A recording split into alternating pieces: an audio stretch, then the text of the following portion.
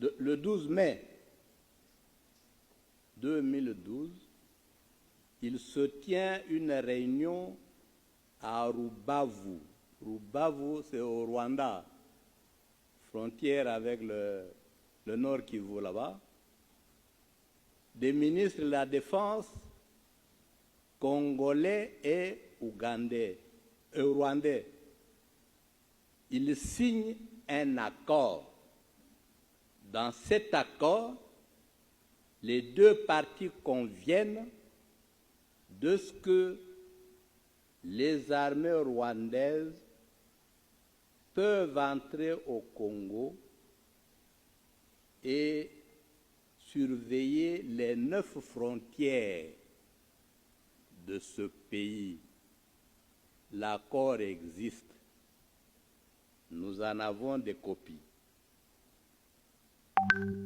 Le 18 du même mois, de la même année, le ministre congolais et le ministre rwandais des Affaires étrangères se rencontrent à Kigali. Ils signent un accord. Dans l'accord, ils acceptent que les services de renseignement rwandais peuvent entrer au Congo, sillonner toute la République pour assurer la sécurité. Ils le font chaque jour. Nous avons accepté, pendant que nous dormons, les autres circulent, repèrent les sites miniers, contrôlent nos frontières, sillonnent tout le pays.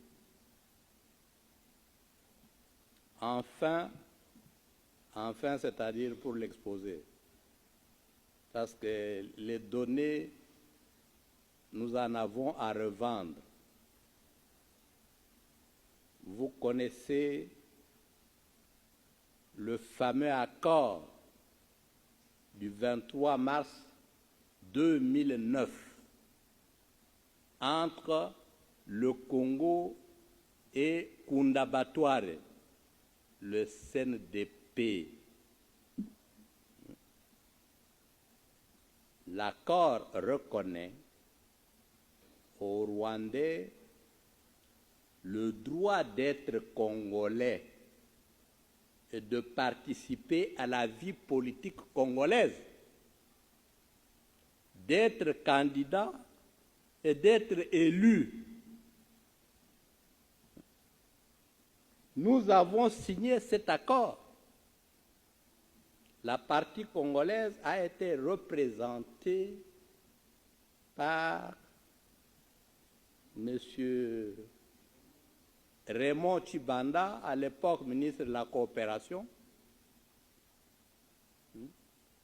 et Obasanjo, qui était témoin de la communauté internationale, lui a posé 3 fois la question.